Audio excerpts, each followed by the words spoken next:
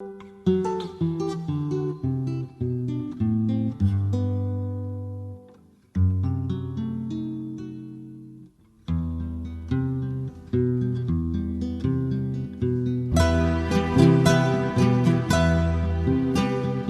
Picheri, que luego fue ministro de Defensa del gobierno de Cristina.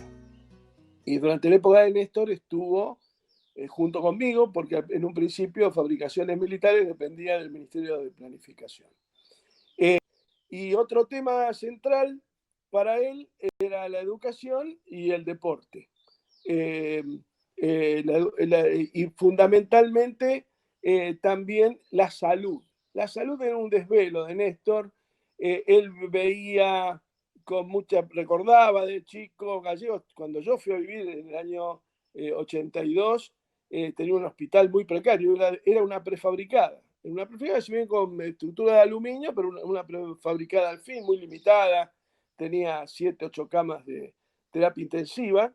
Y bueno, cuando Néstor es gobernador, lo primero que me dice, yo era ministro de Obras Públicas, vamos a hacer un hospital muy importante. Yo quiero que tenga por lo menos 120 camas, que decía él. Finalmente hicimos uno de 140 camas y construimos todos los hospitales, o reformulamos o terminamos, estaban en obra, o modernizamos 14 hospitales, que son las 14 localidades que tiene la provincia de Santa Cruz hoy en día. Son 14 ciudades muy importantes y departamentos, pues una provincia de tipo unitario, son departamentos que dependen del Poder Central, que son 7 u 8 departamentos. Que obviamente yo asemejaría las ciudades de Santa Cruz como las ciudades de Estado de la Edad Media, porque es una ciudad en el medio de la nada, porque es todo es desértico, las extensiones son enormes y sobre todo las explotaciones agropecuarias son muy extensivas. Una estancia allí de 15, 20 mil hectáreas es chica. Así que bueno, Néstor fue primero intendente. Me acuerdo que la intendencia la ganamos por 111 votos en una localidad donde votaban cerca de 30.000 personas en ese momento. Gallegos tendría 60.000, 65.000 habitantes. Fue muy reñida, el radicalismo siempre ha sido muy fuerte allí. Pero mientras en esta etapa del 83 en adelante nunca gobernó la provincia. La provincia siempre fue gobernada por el peronismo y creo que, dada la mediocridad de la dirigencia radical, eso va a seguir por muchos años.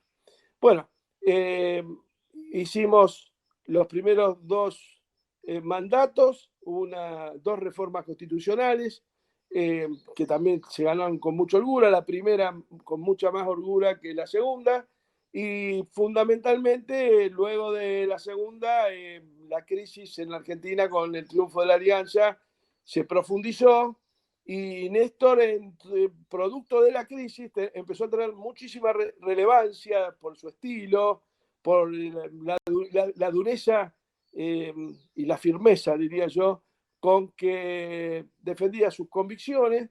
Y bueno, de esa manera yo te diría que más allá del acuerdo que hubo con Duhalde en algún momento, la gran base de la posibilidad de Néstor de llegar a la primera magistratura fue la firmeza con que defendió los intereses del interior del país durante, yo diría, la etapa de Cavallo durante de la Rúa, ¿no? Ahí fueron peleas todos los días. Mientras los demás tenían miedo, Néstor se envalentonaba. Bueno, luego se hizo el famoso, no acuerdo, sino se tomó, digamos, la decisión política, la estrategia política de poner a Ramón Puerta como vicepresidente provisional del Senado, y de la Rúa no le dio importancia a la elección de medio término en el año 2001, y eso trajo aparejado políticamente, fue el detonante de la crisis que vimos a fin de ese año. Bueno, en el 2002 fue vertiginoso. Nosotros ya desde marzo del 2001, yo era ministro de gobierno. Primero fui ministro de Economía y Obras Públicas desde el 91 hasta el año 99, y luego fui el ministro de Obras Públicas, de Economía y Obras Públicas, que más tiempo duró en el cargo en la provincia de Santa Cruz. Si bien la provincia tiene una historia relativamente joven, pero es provincia del año 58. Y bueno, luego vinieron, cuando vino esa gran crisis, prácticamente yo viajaba los lunes a la noche a Buenos Aires y volvía el jueves a la noche, viernes, sábado, domingo y lunes, atendía mi despacho del Ministerio de Gobierno y Jefatura de Gabinete, porque eran los dos cargos combinados. La Jefatura de Gabinete todavía era como una suerte de bastón que te daba el gobernador, pero no tenía una formalidad institucional. Y desde marzo, te diría, del 2001 hasta que asumimos el 25 de mayo del 2003, viajé todas las semanas a Buenos Aires, y inclusive hicimos 2002, fin del 2002, y el primer trimestre del 2003, una campaña en colectivo, viajábamos al interior del país, y bueno, obviamente el acuerdo estratégico que se hizo con Duhalde en ese momento, después de varios traspiés. Duhalde en su momento pensó en Felipe Solá, que no quiso, pensó en De la Sota, que fracasó, y bueno, creo que el gran consenso que había construido Néstor entre los gobernadores durante la etapa anterior fue muy importante. Producido todo el detonante del avance de todo esto se produce con los asesinatos de Costecchi y Santillán en la estación Avellaneda del ferrocarril Roca. ¿Ustedes me están escuchando bien? Perfecto. Bien. Y eso, digamos, la vertiginosidad aumentó en la escala geométrica. Y el 25 de mayo de 2003, a tonta y loca, con el 21% de los votos, luego de habernos sido retaseados la posibilidad de tener un plebiscito con Menem, que lo hubiéramos ganado 75-25, lo cual le hubiera dado un empoderamiento político mucho más fuerte que el que tuvo Néstor. Pero más allá de eso, se consolidó, se ataronó políticamente en el 2005. La elección de Cristina ganándole a Chicho Duhalde en la provincia de Buenos Aires de forma abrumadora, terminó de resolver de alguna forma lo que había quedado pendiente con la renuncia de Menem a esta suerte de plebiscito, a la elección, a la segunda vuelta. En definitiva, luego fue todo muy, muy, muy duro. Nosotros, Néstor gobernó, y quiero marcar la diferencia porque tampoco sería una descalificación para nadie. La moderación y la tolerancia la manejaba en otro término de valores políticamente, por llamarlo así. La verdad es que él gobernó con templanza y con mucha fortaleza. Nosotros habíamos dicho, Néstor había dicho que uno de los gobernadores que más lo apoyó fue Gildo Infran, el que más resueltamente bancaba, digamos, y la verdad es que él había comprometido en la visita a Formosa un fondo de reparación histórica para Formosa, y el 26 de mayo del 2003 estuvimos en Formosa y se avanzó con ello. Luego ustedes ya conocen el tema del pago de los salarios a los docentes de San Juan y Entre Ríos, y creo que lo que remató ese primer mes de gobierno a todo vapor fue la reacción de Néstor ante la intromisión de la Corte Suprema en asuntos del Poder Ejecutivo Nacional, cuando la Corte o el presidente de la Corte salió a bancar la especificación asimétrica, lo que hubiera sido una catástrofe nacional de proporciones inusitadas, como diría yo, casi como el que estamos viviendo ahora. Que recién estamos viendo que empieza. Bueno, Néstor hizo ese famoso discurso, que fue el primero, y yo creo que el más importante. Inclusive, si bien fueron muy significativos los que hizo el Colegio Militar de la Nación, el famoso descuelgue del cuadro, pero más allá del descuelgue del cuadro estuvo digamos, la profundización y el avance en los procesos judiciales que tenían los, los genocidas. Y por supuesto, en el discurso famoso de que no les tengo miedo, la recuperación de la ESMA, al final. Y por supuesto, la renuncia de la Corte a menos de 20 días. Bueno, nosotros nos movíamos siempre en esos términos, inclusive durante el gobierno de Cristina, cuando fue la recuperación de YPF, nosotros avanzamos muy rápidamente Cristina anunció en la Casa de Gobierno la intervención y el envío al Congreso de la ley de nacionalización del 51% de las acciones, y ya habíamos combinado que 10 minutos antes que terminara el discurso yo ya estaba en YPF sentado en el sillón. Y a los 24 días tenemos la ley aprobada.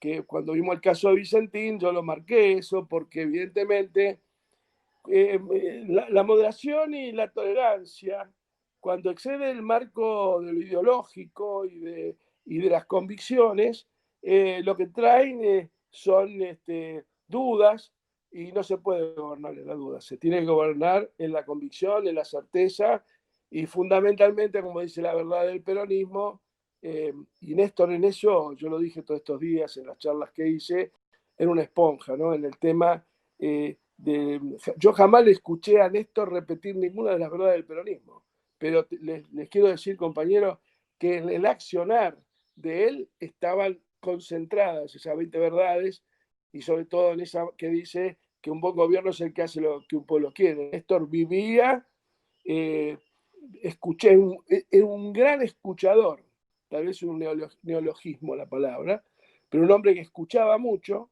Y recuerdo que cuando había cualquier tema que afectara a las misiones y funciones de un ministerio, el tipo te llamaba y te escuchaba, te discutía. Él te discutía desde la base de lo que había escuchado en la calle.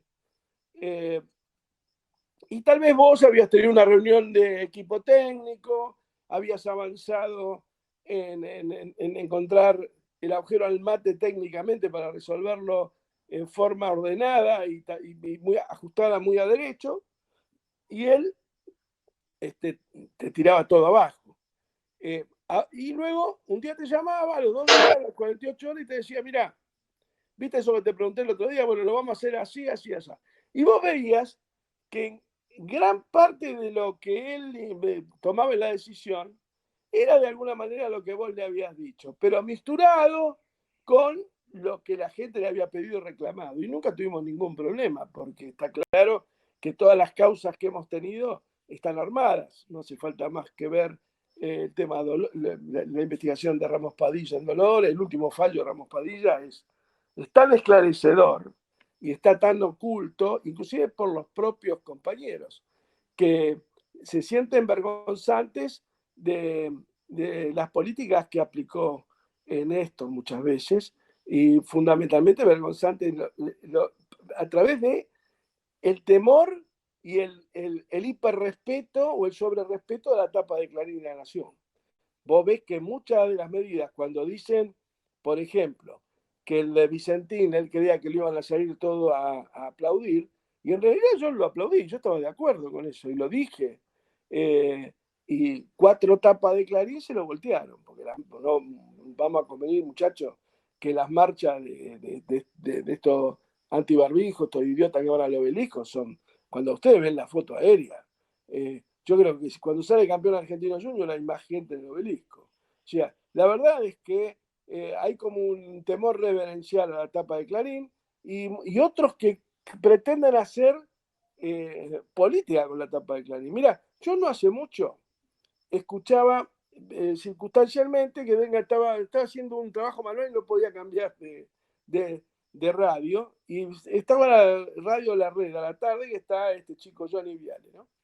Bueno, el tipo estaba hablando de Cristina, la desintegró, la mató, hizo unas críticas, pero además con esa falta de conceptualización y de caracterización que tiene él para hablar.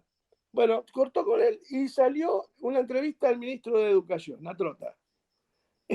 Hola Nico, ¿cómo estás? Hola Johnny, ¿cómo te va? Una cosa que uno claramente, yo ni lo conozco a Trota, sé más o menos quién es, pero no, es decir, tampoco tengo nada personal con él, pero digamos, ¿cómo vos vas a salir en la radio donde descalificaron a la vicepresidenta de tu gobierno de esa manera un minuto antes.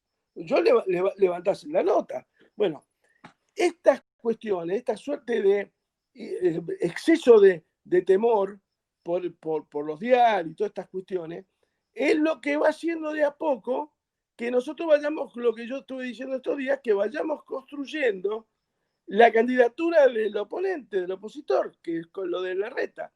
¿Cuál es la significación que tuvo mientras nos anduvo bien la cuestión de del manejo de la pandemia? Ahora es un desastre, los resultados son desastrosos.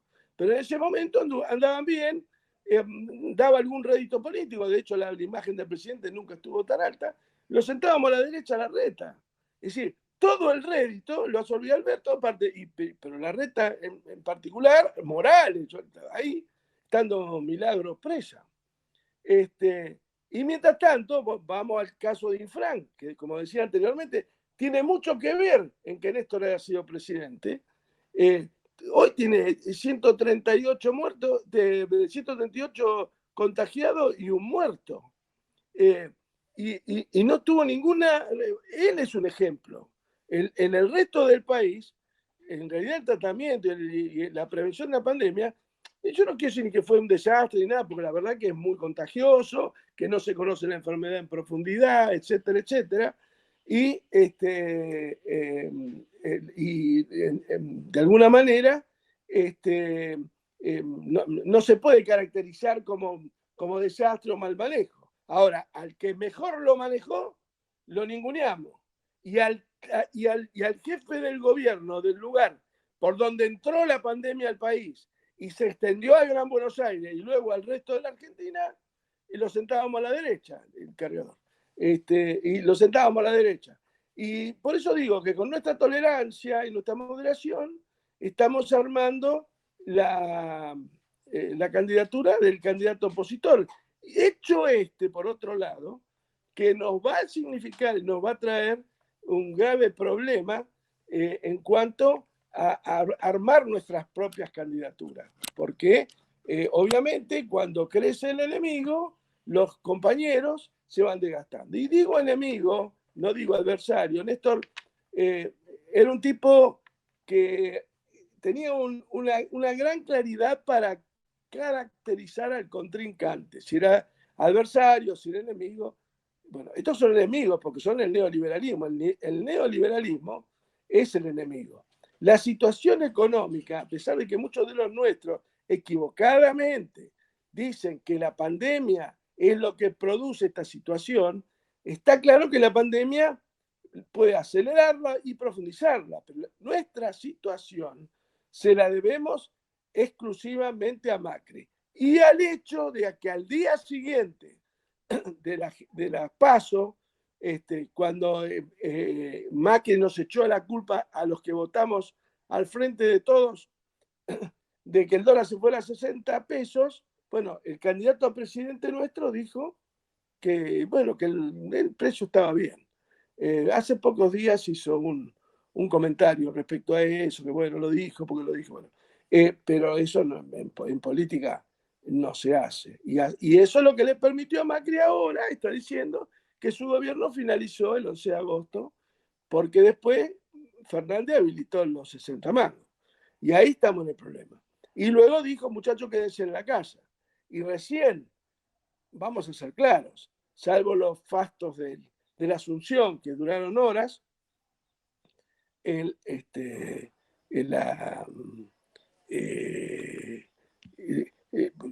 pueblo estuvo desmovilizado. Recién te diría que el 17 de octubre hubo una movilización popular. Yo lo divido en tres. El fracaso absoluto de la plataforma virtual de la tarde, en una CGT vacía, una vergüenza. Y por algo Cristina no fue. Y luego la gente que salió a expresarse espontáneamente y la movilización de camiones de la mañana, que sin ninguna duda es una demostración de fuerza que le decía al enemigo, ojo, que además tenemos esto. Y está muy bien y yo lo felicito a Moyano de haberlo hecho. Bueno, el otro tema que Néstor siempre, para ir terminando, redondeando, que Néstor siempre tenía en cuenta, él nunca dejó de ser un dirigente del interior.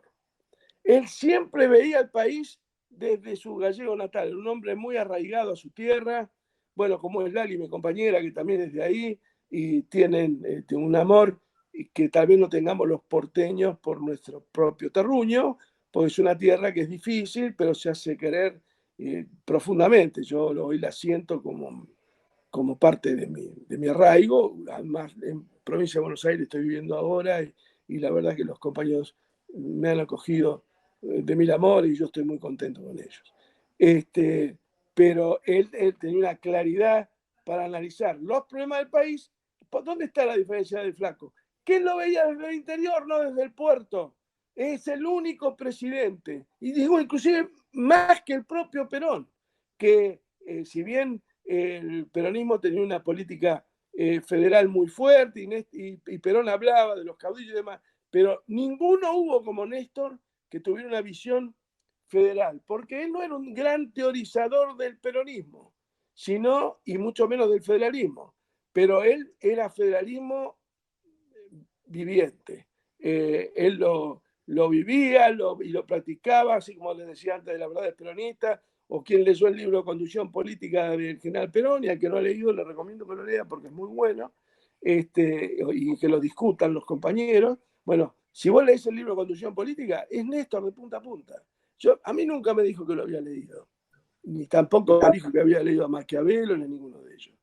Y por último, decirles que respecto al tema de los presos políticos, es inaudito que en un gobierno popular, a un año casi de asumir, haya presos políticos. Y si Néstor estuviera vivo, sería él vicepresidente, presidente o militante simplemente como nunca dejó de serlo, no habría ningún preso político y se habría terminado la persecución, o él estaría en cana o perseguido con todos nosotros.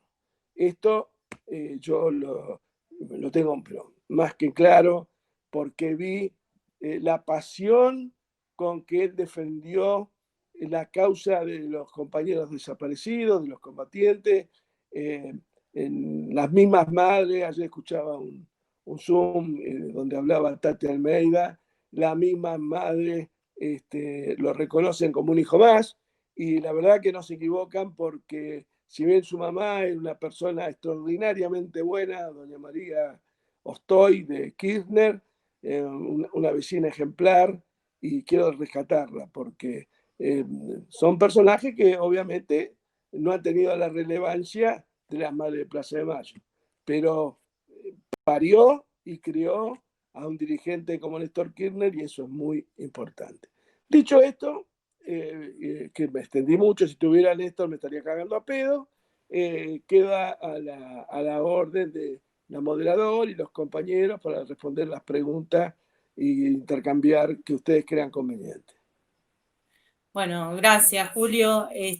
Sabés que estaba pensando que cuando vos contabas todas estas cosas y las diferencias que hay por ahí entre muchos militantes sobre el gobierno nacional actual, como el 27 todos aparecían unidos por Néstor.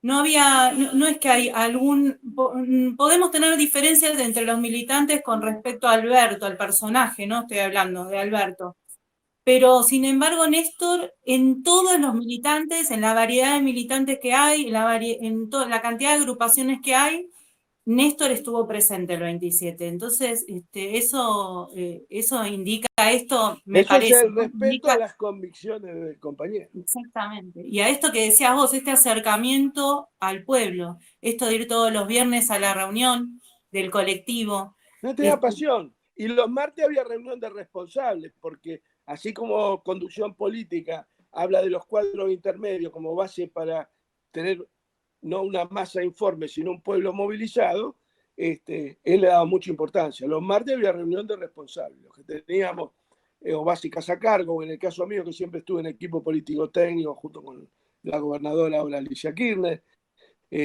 Bueno, Lali también participó de los equipos técnicos, y bueno, de estos tantos compañeros.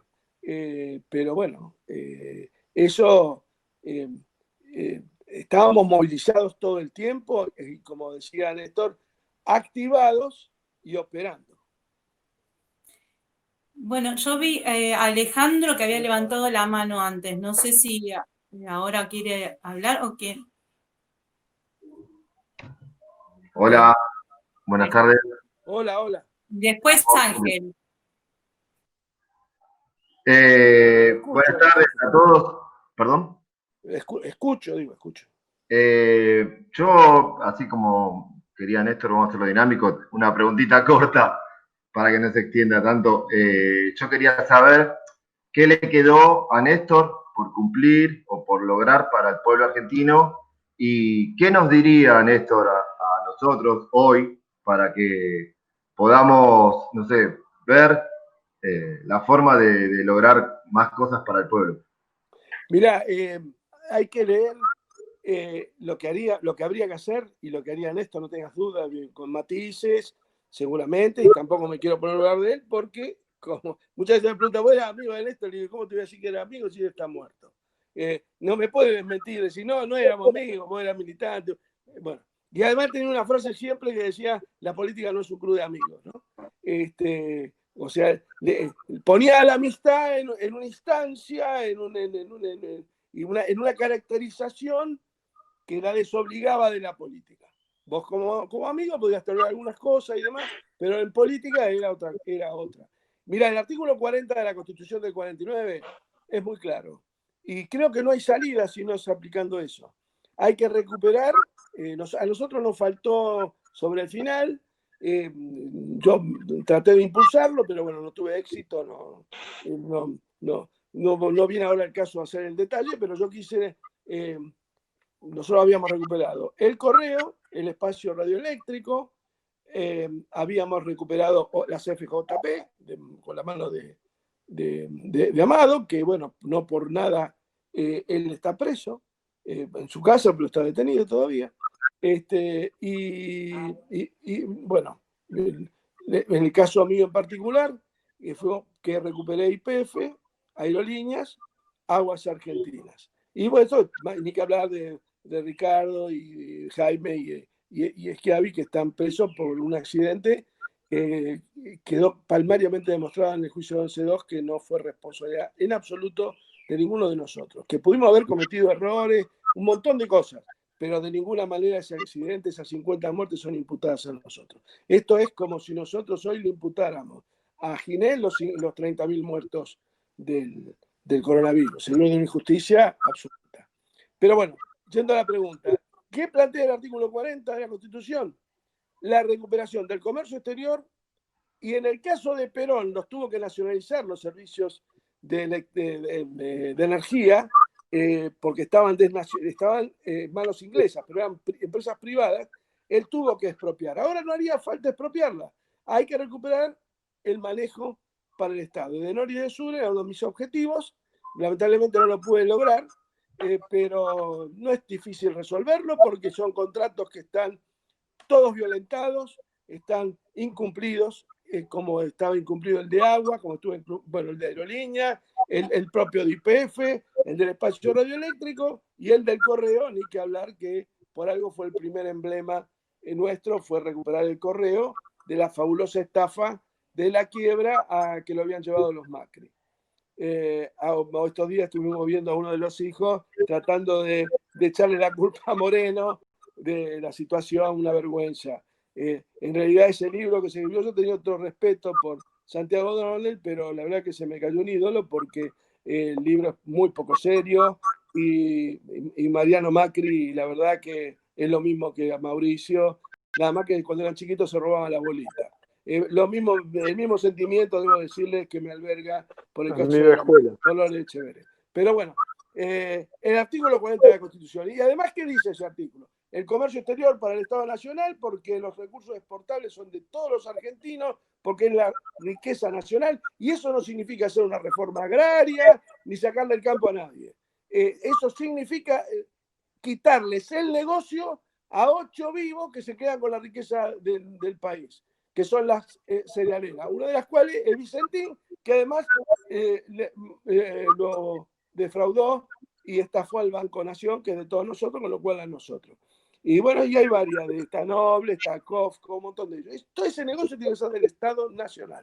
No puede seguir en manos extranjeras, porque si nosotros no recuperamos el comercio exterior tal cual lo dice la Constitución del 49, no tenemos ninguna posibilidad ni de resolver nuestras obligaciones y nuestra deuda, que acabamos de firmar un acuerdo, sino además de desdolarizar la economía. De la misma manera, si no recuperamos para el Estado el manejo de los servicios públicos de energía, tampoco tenemos posibilidades de desdolarizar la economía. Y por último, el artículo 40, que decía algo que hoy tiene una vigencia absoluta.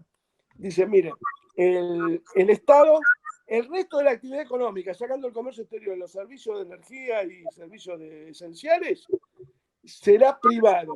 Y el Estado solo velará para que no se estructuren monopólicamente, distorsionando la regla del mercado y de alguna manera sumiendo una suerte de esclavitud a los consumidores. El caso de Clarín no puede ser más palmario. Yo me acuerdo que en el año 68-69 nosotros peleábamos contra Coca-Cola, contra los grandes, contra la Exxon y demás, y la verdad que eran un monopolio terrible. Pero nos costaba explicar en dónde estaba la integración, no era fácil de explicar. Ahora, esto es otro caso, es obsceno. Bueno, así el país no funciona, no va a funcionar, y ningún gobierno peronista tiene posibilidades de salir exitoso si no avanzamos en el sentido del artículo 40 de la Constitución. Esa misma Constitución, en su artículo 38, cuando habla de los derechos del trabajador y habla de la remuneración del trabajador, dice y explicita, define claramente que siendo la renta y el interés del capital producto exclusivo del trabajo humano, etcétera, etcétera, hay que pagarle bien, y lo demás no importa. En ese inciso del artículo 38, el derecho a una remuneración justa, está explicado el espíritu ético, moral e ideológico del sentido que tiene que tener la renta en la Argentina para un gobierno peronista. Perfecto. ¿Y qué nos diría Néstor como para finalizar? ¿Cuál sería el aliento de Néstor para los militantes? La verdad que es muy difícil el tipo de eso decir cómo lo haría y qué diría. Seguramente él en la instrumentación de las medidas tendría mucha cautela, no moderación y tolerancia, pero una decisión inquebrantable. Así como en 20 días recuperamos IPF y el correo en 48 horas, y bueno, y el espacio radioeléctrico, y AISA, y bueno, y aerolíneas de IPF, sin ninguna duda, no dudaría, no hesitaría. Ahora, hablar, ¿sabés qué pasa? Yo no quiero hacer una crítica de esto, pero como comentario. Veo muchos que filman películas, que escriben libros sobre el flaco y lo conocieron 10 minutos. Y yo los leo a veces y digo, esto no es así. No digo que mientan. Y está bien, cada uno tiene que hacer su gestión. No digo que sean negativos, pero no funciona así la cosa. No. Néstor no tendría nunca un operador político de la calaña de Grabois, por ejemplo, que en medio de un conflicto feroz que tiene el Estado Nacional en todos los frentes, abrir un nuevo frente para perderle en 48 horas. Y además, el abogado privado de la hermana de Echeverría, que es una vergüenza, no cierra. Y otras cosas que uno ve de gente que se definen como amigos del gobierno, y vos ves que le hacen un daño feroz, mucho más de que puedo hacer yo con esta crítica, que en definitiva lo que trato es de activar y reactivar la conciencia para que sepamos, o por lo menos para avanzar en el sentido, un sentido mucho más proactivo que nos lleve a tener en esencia los objetivos de un gobierno peronista. Buenísimo, muchas gracias. Chao. Bueno, el compañero Ángel Panduro quería hablar. Angelito.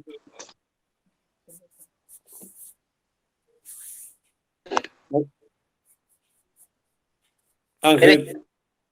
Ahí está. Habilitame. Hola. Sí. Hola, Ángel, ¿cómo te va, querido? Un abrazo enorme y muchas gracias siempre estuviste a mi lado, me fuiste a ver infinidad de veces a los penales, hacía tanto Marcos Paz como Seiza, así que un abrazo grande, hermano. Muchas gracias por tu solidaridad de compañero y de amigo. Bueno, no, muchas gracias a vos, Julio, por tu militancia, por estar siempre ahí. Te escucho en varios lados y sos un referente, un cuadro político que a todos, que todos debiéramos escuchar. Yo te quiero hacer una consulta en base a cómo está viniendo este último mes en particular, o cómo viene el gobierno, que tiene ciertas flaquezas, ha mostrado más dudas que fortalezas y convicciones para realizar ciertos cambios que son necesarios para que la economía de alguna vez empiece a caminar, o por lo menos tener un referente, ¿no? Un horizonte claro. Tenemos, y generalizando, una CGT con una renovación pendiente, tenemos un partido justicialista con una renovación también pendiente, tenemos muchas incertidumbres, los que habitamos esta tierra tan querida, y próximamente acá a la vuelta tenemos las elecciones intermedias en el año 2021, y no pareciera haber convicciones para que este frente que se ha armado llegue en buenos términos, por todas estas cosas que de alguna manera vos mencionás y que todos vemos a diario, que muchas cosas que se deben hacer no se hacen y muchas cosas se presentan como dudas, y le estamos dejando al enemigo el discurso, le estamos dando a ellos la posibilidad de que nos sigan imponiendo el tema a discutir cotidianamente. Bueno, mi pregunta concreta es, ¿cómo ves el camino hacia el 2021 a unas elecciones de término medio? Y gracias por escuchar. Lo veo plagado de dificultades, si no, en primer lugar, si no se produce, y en esto yo le estoy acompañando al compañero Rodríguez ya, Alberto, no en lo ideológico, sino en la necesidad de democratizar al partido. Lo más dramático que podríamos tener nosotros es un partido donde pongamos a dedo a un candidato, sea Alberto Fernández o el que fuere, si es por un dedazo de un congreso armado entre gallos y medianoche. Nosotros, el otro día hice un Zoom con intendentes, no importa de qué provincia, pero con intendentes, donde les dije, muchachos, abran la cabeza, democraticen el frente interno y que todas las expresiones de la comunidad tengan representación en la próxima elección, en las listas de la próxima elección. Es fundamental. Creo también que he escuchado por allí que quieren eliminar las PASO. Y eso para nosotros sería dramático, porque el enemigo, porque reitero, el macrismo no es contrincante, es enemigo, en las PASO podría fracturarse y dividirse. Si eliminamos las PASO por el costo, la otra vez cuando las quería bajar Macri dijimos que eran baratas, ahora son caras, no jodamos. O sea, un partido democratizado, un partido que en esta etapa tiene que ser como en el momento en que se dirimió la interna Menem Cafiero. No podemos, ¿te acordás esa interna que todos nos comprometimos con uno y con otro candidato? Tal vez después todos estábamos arrepentidos de qué lado estábamos, pero más allá de eso, eso le dio una vitalidad y permitió, claramente permitió ese triunfo que tuvo Menem en el 89 ante Angelos.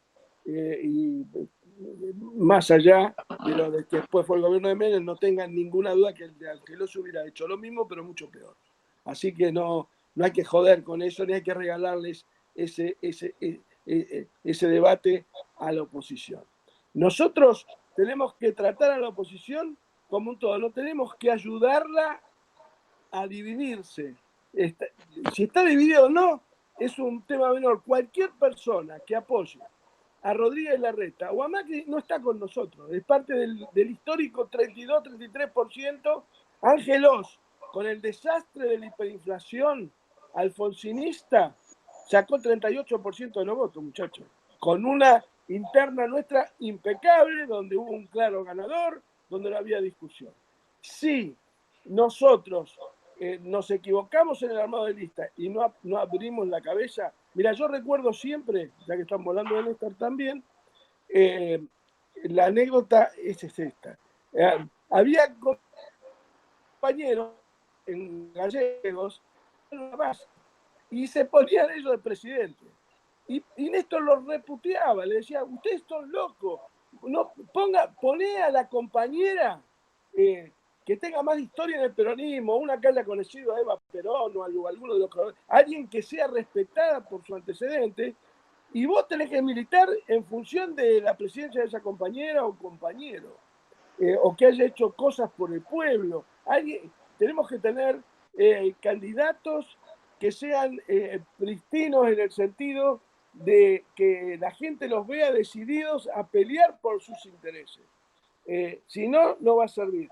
¿Viste cómo hacía Menem cuando lo ponía a Palito Ortega, a Reutemann? Bueno, ponía tipos que eran funcionales a su política, pero que tenían prestigio. En Tucumán, en Santa Fe. Bueno, tenemos que buscar, pero que sean compañeros, no del menemismo ni neoliberales. Esta es mi idea. Bueno, gracias, Julio. Y un saludo a la compañera Lali. Si está bueno, te está escuchando, Ángel. Sí, un saludo, Lali. Le mando un beso. Gracias. Bueno, le damos la palabra a Carlos Duarte. ¿Está Carlos? Acá estoy. ¿Se escucha? Sí, perfecto. Hola Julio, tantos años. ¿Cómo estás? ¿Cómo está, hermano? Bien, bien. Te mando un gran abrazo. Pedí la palabra para saludarte. Ya te mandé saludos con Lali en aquel acto en el Centro Cultural Mujica. Espero que se haya acordado de dártelo. Pero ¿cómo no? Y es absolutamente cierto lo que estás contando. Vos sabés que los conozco a Néstor y a vos también desde hace muchos años. Y todo lo que has dicho es rigurosamente cierto. O sea, no hay absolutamente nada de falaz en todo lo tuyo. A mí me parece que, coincidiendo con todo lo que esbozaste, de que tal vez debiéramos avanzar también con la reestatización de los puertos, porque si no, estos muchachos van a seguir contrabandeando, ¿no? Esto los del campo. Y nacionalizando el comercio exterior, de alguna manera, le nacionalizas el negocio principal. Pero de todas maneras, es absolutamente válida tu inquietud. Bueno, un abrazo grande y saludos a Lali. Serán apreciados, viejo. Un abrazo enorme, compañero.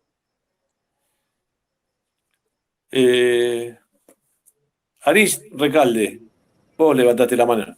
Dale, muchísimas gracias, estimado ministro. Viendo lo de Guernica hace unos días, me gustaría que usted nos haga un recuento de lo que fue la obra de construcción e impulso a la vivienda del gobierno de Néstor. Y en otra óptica, nada que ver, lo recuerdo usted muchas veces por América Latina, con Hugo Chávez, Evo Morales, y un poco si puede también hacer un recuento de lo que era el concepto de la política exterior de Néstor. Bien.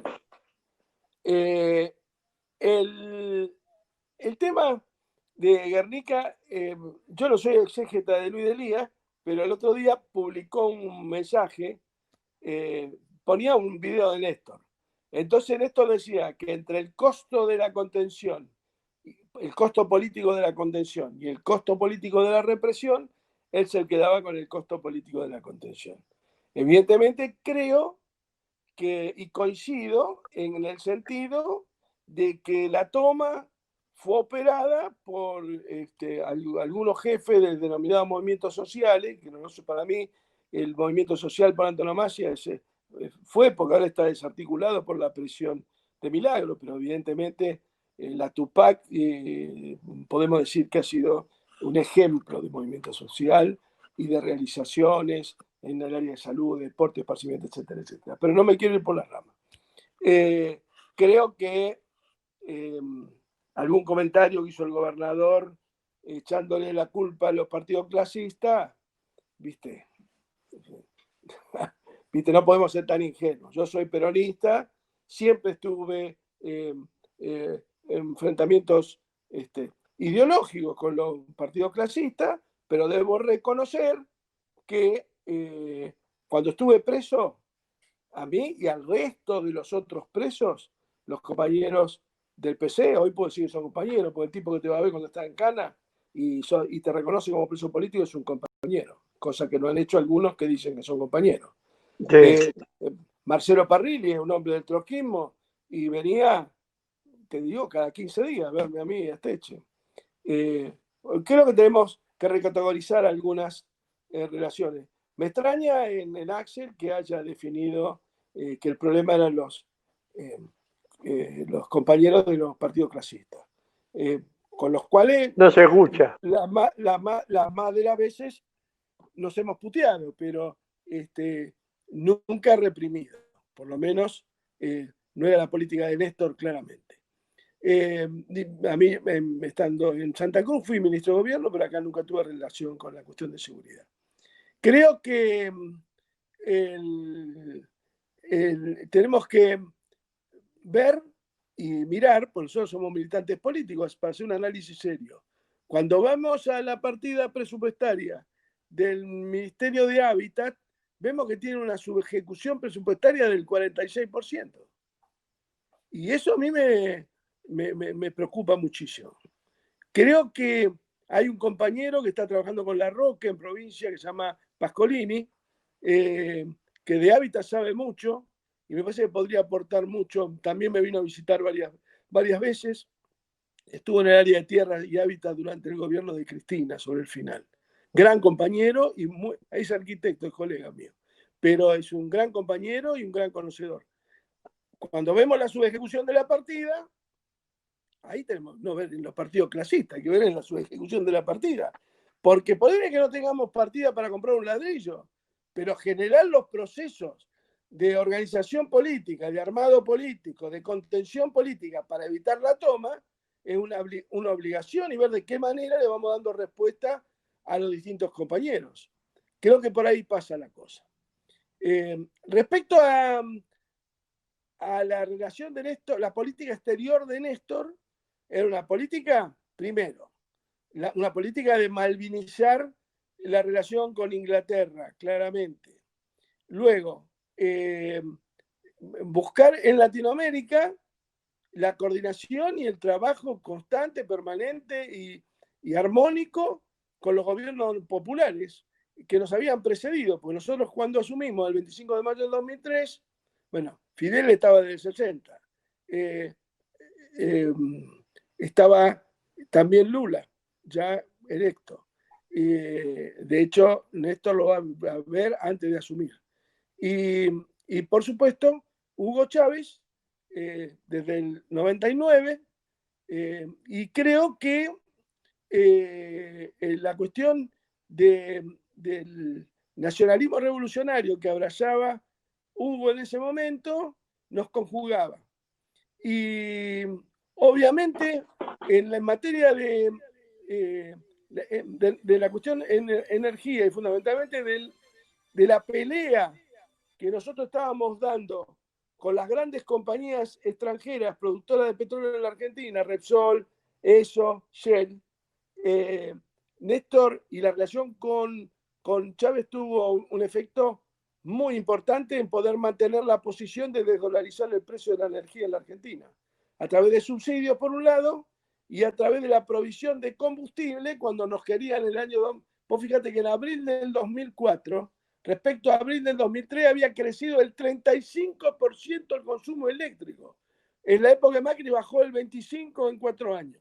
Nosotros lo subimos el 35% en 365 días, producto de la gran política de superávit de gemelo, de balanza y fiscal que tenía Néstor y llevaba adelante con precisión, más la política de endeudamiento. en donde también Chávez, que después nos criticaron algunos que nos había prestado con interés alto, pero esas cifras que nos prestaba significaba para ir rompiendo lazos, no solamente para poder resolver el problema de la negociación que se llevó adelante desde el 25 de mayo del 2003 hasta el 2006, que se terminó, con una quita de capital del 46%, cuando la última negociación, el 2%, logramos de quita de capital. No hubo tal quita. La quita de intereses no es quita de la deuda. Quita de la deuda cuando te quita capital. Si no, es una baja de intereses. Son cosas distintas. Aquello que manejamos alguna vez una cuenta bancaria o una contabilidad mínima, sabemos de qué estamos hablando. Bueno, Chávez para nosotros fue central en los momentos cumbre de desprendernos, de desembarazarnos del Fondo Monetario, en los momentos de poder cerrar los vencimientos que se nos presentaban aún después de haber hecho el acuerdo de deuda. La presencia de Hugo fue central. Y luego lo que fue la pelea de la cumbre de Mar del Plata. Y estos días he escuchado a algunos compañeros hablar de que, bueno, que la cumbre de Mar del Plata fue una pelea puesta, viste, a puro huevo y todo. Evidentemente hubo que poner mucho huevo. Pero esto, desde la contracumbre a todo el desenvolvimiento de la cumbre, que terminó con el rechazo mayoritario al ALCA, eso se trabajó desde mucho tiempo atrás, desde la primera reunión de Néstor y Hugo. Y eso fue fundamental, porque ese día, como dicen los chicos, nos la ponían. Aún si hubiera quedado una conclusión como la que Bush se fue a las 3 de la tarde y Fox, que era semianalfabeto, se fue detrás de él. Y quedó Uribe, que no es ningún idiota, es un tipo muy formado, un hombre de la derecha feroz, absolutamente verticalizado con los Estados Unidos, pero con una formulación teórica de política y demás. Bueno, él quedó para cerrar la cumbre con mandato de Bush y de Fox, que era el presidente de México. Bueno, y Bush iba a Brasil, así que Lula se tenía que ir. Bueno, gracias a los discursos de Hugo Chávez, absolutamente acordados entre Néstor y él, y yo tuve alguna participación, hice un poco de chasqui, pero gracias a ese desgaste de discurso y darle mientras se negociaba con Uribe, y al apoyo, quiero decirlo, porque pocas veces se lo rescata o no se lo conoce prácticamente, de un hombre del Partido Colorado paraguayo, que era el presidente Nicanor Duarte Fruto, un hombre muy, muy formado, un intelectual, un hombre que maneja el idioma guaraní con una solvencia que, aunque no venga el caso, que nunca he visto, y tiene una profundidad, y es uno de los impulsores de que el idioma guaraní se pueda escribir y enseñar su escritura en los colegios.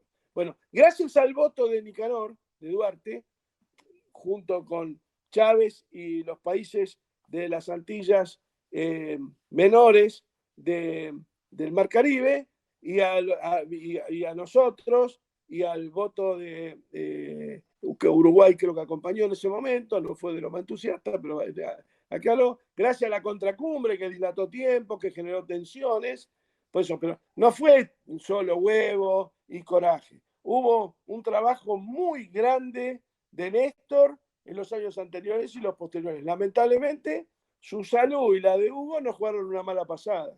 Si no, hoy, evidentemente, la coyuntura, el contexto sería muy diferente. Y luego la llegada de Evo también fue una bocanada de aire fresco, de oxígeno, nos permitió. Yo recuerdo un viaje que hicimos con Néstor a Puerto Ordaz, sobre el río Orinoco, donde Néstor y Hugo retrasaron sobre un mapa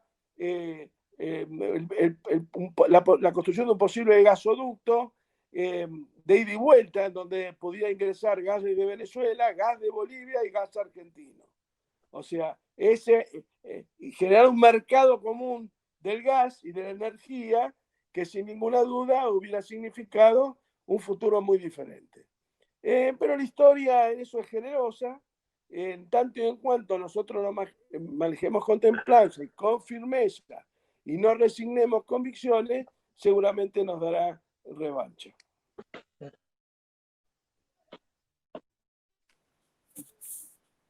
Bárbaro.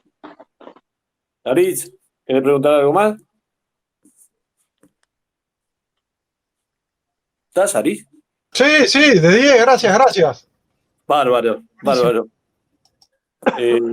El compañero Gustavo Petto quería preguntar. Que iba a Una pedir palabra. porque vi que había pedido y hablar con un compañero con el que estoy enormemente agradecido, con Panduro, muy solidario y que hace poco perdió una gran compañera que era su mamá, gran compañera peronista. ¿Ves? En la figura de la mamá de Petto era la que había que poner el presidente de la básica.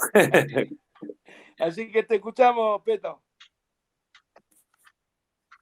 ¿Cómo te va, Julio? Hola, Gracias, te mando un beso gracias. grande, y en homenaje a tu mamá.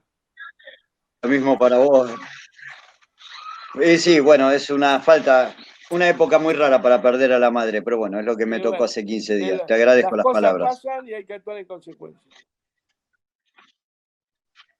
Sí. Bueno, siempre coherente. No hay mucho para decir sobre tu discurso porque no hay grieta en eso, siempre es coherente. El problema que yo veo como militante peronista, doctrinario, que vienen por el PJ, que vienen por el partido, que vienen por la partidaria. Creo que ni el presidente nacional ni intentar poner a Alberto como presidente del PJ son actitudes que ni el año que viene tenemos elecciones, por ejemplo, en Lanús, donde yo participo, y necesitamos, está bien que la situación es compleja, que militantes, compañeros doctrinarios como vos y tantos otros, nos ayuden a resolver esta situación porque vienen por la área, creo, y más allá de los gobiernos de coalición como el que tenemos, en los que Graboy es una figura, parece que importante, o Cerruti, o vamos perdiendo la identidad, necesitamos mantener y sostener el partido como eje de cualquier gobierno revolucionario. Porque como una vez te dije y te enojaste, vamos a volver mejores, es frase que usaban, en realidad nosotros lo que queríamos era volver al peronismo, ni al transversal, ni al progresismo. Bueno, lo que más que una pregunta era el deseo de que nos acompañes a los militantes en cuanto esto se restablezca a sostener el Partido Justicialista porque lo vemos complicado. Gracias, Peto. Vamos a estar en eso, quédate tranquilo, no voy a desertar.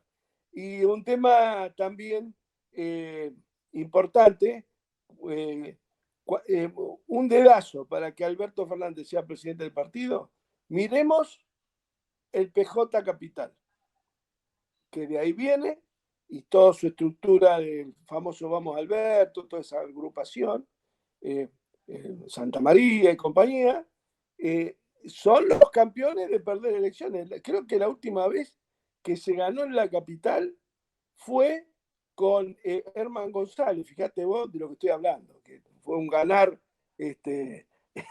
bastante particular. Pero, digamos, son los campeones de perder. Y fíjate vos, vamos a ver un tema de hoy, del día. La privatización, para regalárselo a Caputo, o sea, a Macri, de Costa Salguero. 5 kilómetros de frente del río, que van a quedar negados a la población.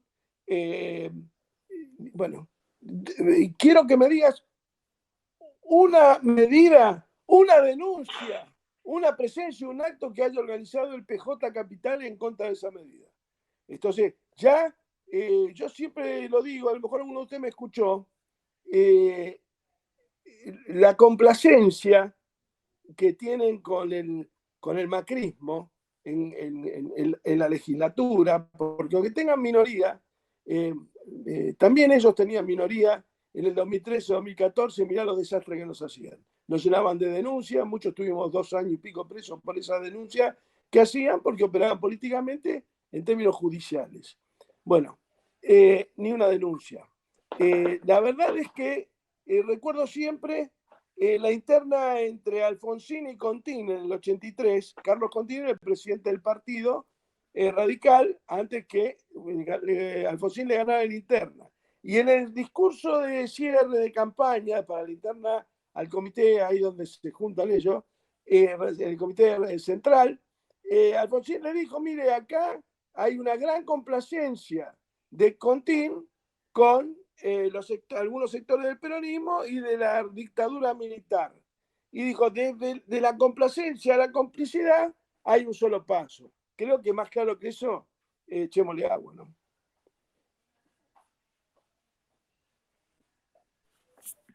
¿Está bien, compañero?